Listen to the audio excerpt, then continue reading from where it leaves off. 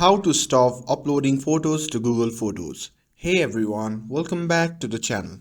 In today's video, I'll show you how you can stop your phone from uploading photos to the Google Photos. So without further ado, let's get started. So first thing first, open the Google Photos app on your phone and make sure that you're logged into your account. And once you're here, simply tap on your profile icon at the top right corner. And from the drop down menu, simply tap on Photo Settings. And once you are in the Photo Settings section, simply tap on the option labeled Backup. And in this section, you can see the option labeled Backup. So simply toggle off that option. And after toggling it off, the Google Photos will stop backing up the photos from your phone.